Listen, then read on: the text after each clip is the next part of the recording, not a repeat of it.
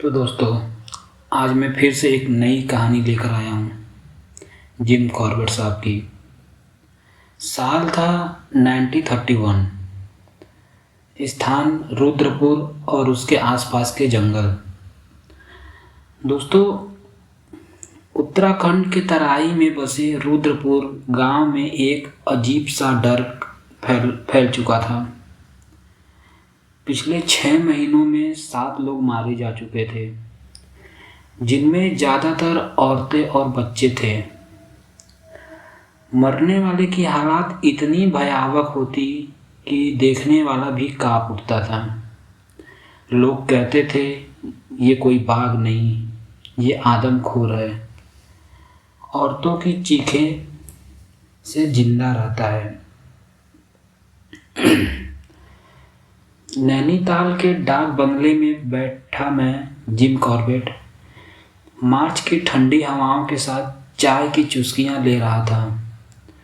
तभी एक डाकिया डाक लाया। खत में लिखा था रुद्रपुर के जमींदार बलबीर सिंह का नाम। जिम साहब, हमारा गांव बर्बादी की कगार पर है। आपने कई आदमखोर बाघ मारे हैं। अब हमारी आखिरी उम्मीद सिर्फ आप हो। मुझे देर नहीं लगी। मैंने अपनी .275 राइफल, कैमरा, टेंट और कुछ ज़रूरी सामान पैक किए और उसी शाम रुद्रपुर के लिए निकल पड़े। गांव में पहुंचते ही मैंने देखा, चारों तरफ सन्नाटा पसरा हुआ था। बच्चे नज़र नहीं आ रहे थे। औरतें खिड़कियों से झांक रही थी और मर्दों की आंखों में थकान और बहुत डर बसा हुआ था। जब मैं बलबीर सिंह से मिला तो बलबीर सिंह ने बताया, आदमखोर सिर्फ भोर या संध्या के वक्त ही हमला करता है। वह आवाज़ नहीं करता, कोई पंजों के निशान नहीं छोड़ता, पर अचानक प्रकट हो जाता है।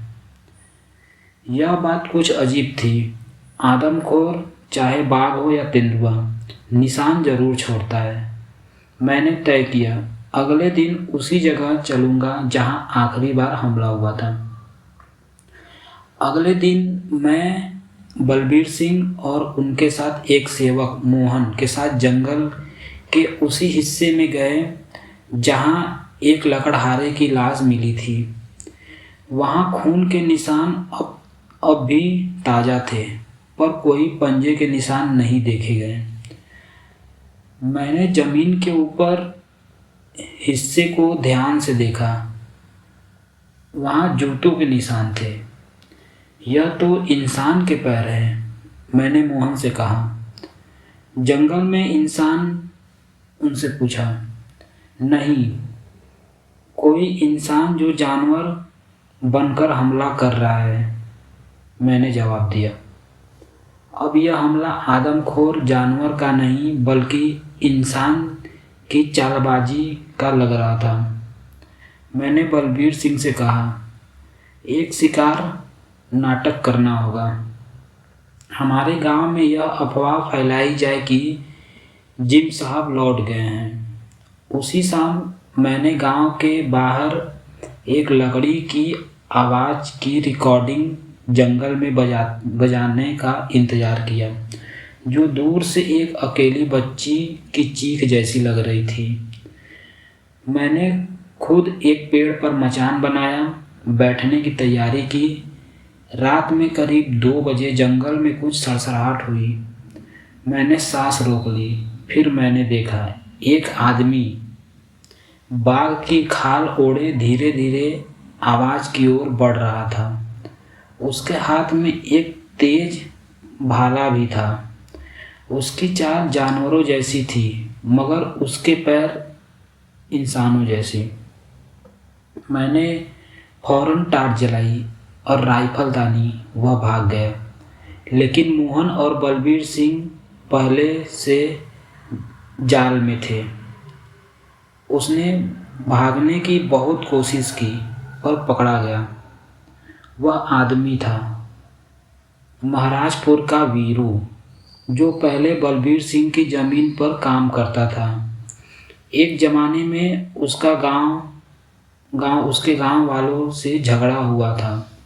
बदला लेने के लिए उसने जंगल में एक आदमखोर शेर बनने का नाटक किया था, ताकि गांव खाली हो जाए और ज़मीन सस्ती हो जाए। मैंने किसी को मारा नहीं, मैंने सिर्फ डर फैलाया, उसने कहा। पर उसके पास से खून से सनी खाल और लोहे की जंजीर में मिली खून, कुछ हड्डियां भी, जो यह साबित करने के लिए काफ़ी था कि डर सिर्फ दिखावे का नहीं था, वह सच में इंसानों का शिकार करता था। वीरू को पुलिस के हवाले कर दिया गया। बलबीर सिंह ने गांव वालों को समझाया कि असली राक्षस कभी जंगल से नहीं आते, वे इंसान की शक्ल में हमारे बीच ही होते हैं।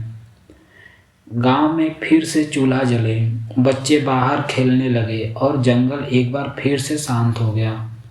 मैंने अपनी डायरी में लिखा, इस बार मेरा सामना किसी बाघ से नहीं, बल्कि एक ऐसे जानवर से हुआ जो खाल तो बाघ का उड़ा था, पर